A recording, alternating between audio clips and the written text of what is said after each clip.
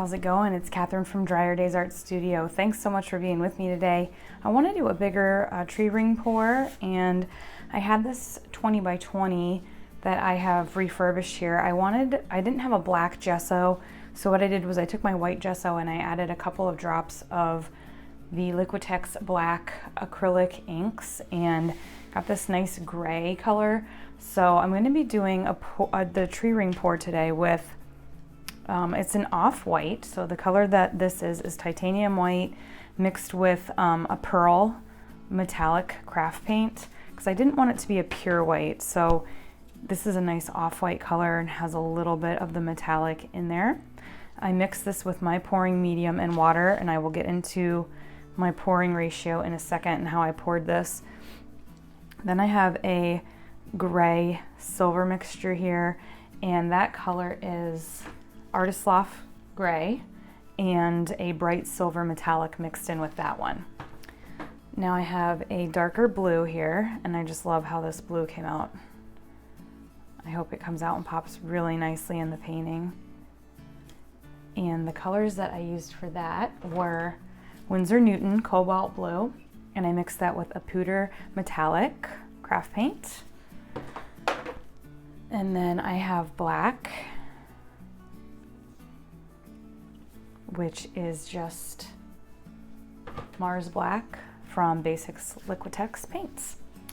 So with the tree ring pour, the way that I have been mixing my paint is I have a scale, an electronic scale, and what I do is I take my little cup and I will put my paint in, and then I just double it with my homemade pouring medium, and I will add a little bit of water to consistency. So I wanted about 12 or 13 ounces of paint for this, and this measuring cup has 16 ounces, so this is a nice size measuring cup.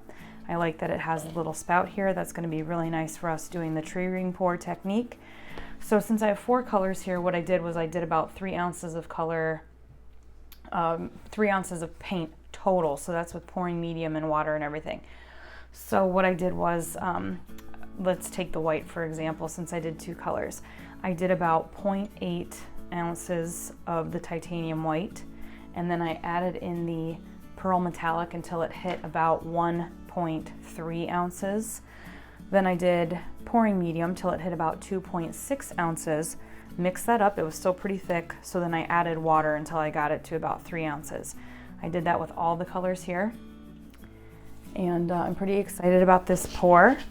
As you can probably tell from my lighting, it's nighttime again, and I'm a little tired, but we're gonna rock this out. I did make sure that this was level, and I'm hoping that this gray background looks really cool. We'll have to see how it goes.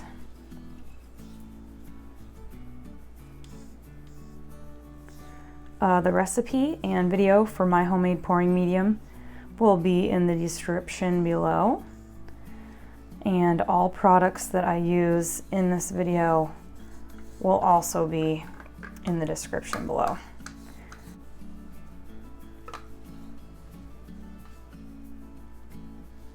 I'm going to pour these in light to darkest. So I'm going to use my kind of silver gunmetal color here next. I'm going to give it a few stirs slowly because I don't want too many bubbles.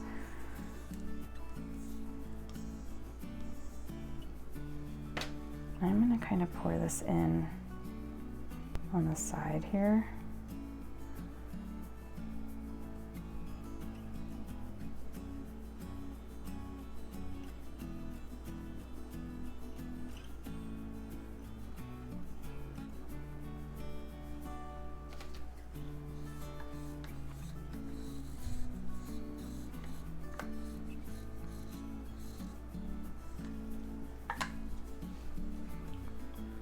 Do the blue next.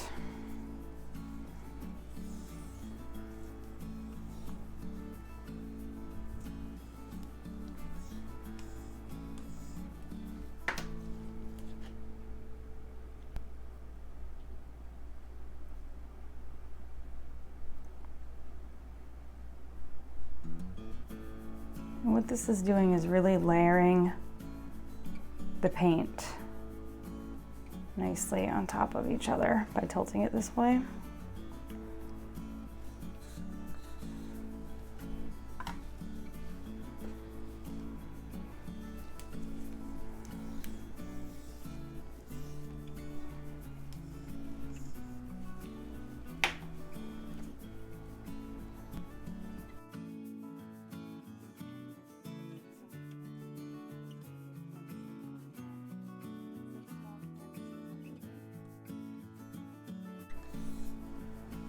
But I am going to go quiet for a few minutes as I pour this because I really want to pay attention to how this is coming out.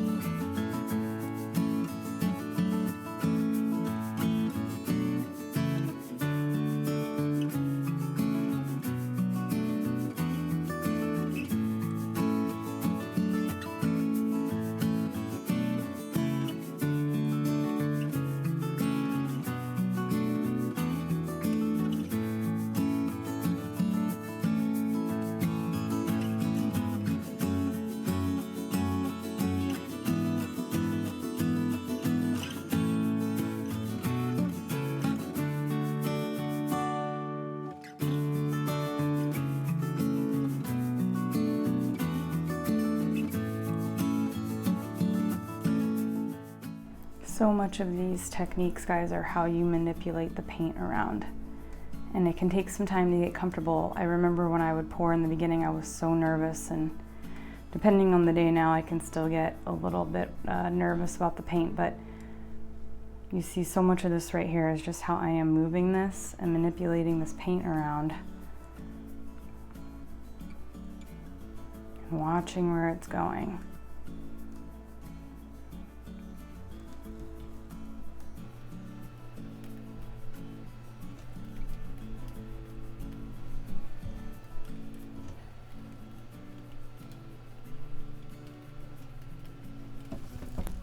I love it.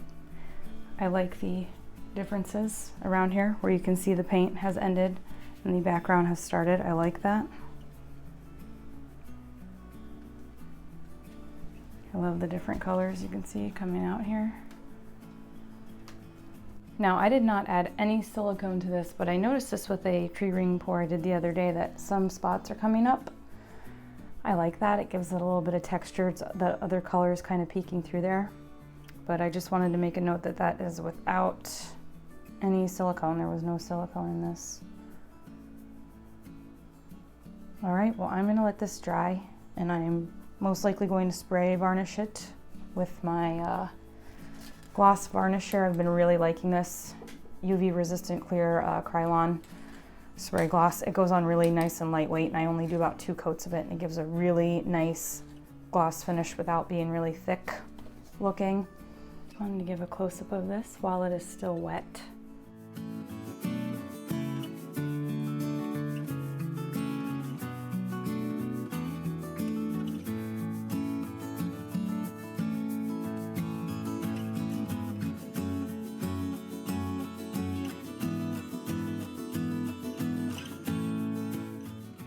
This is sort of reminding me of a seashell. And the colors and lines you can see inside a seashell. Thank you so much for watching. Please like, comment, and subscribe. And until next time, everybody, keep on pouring.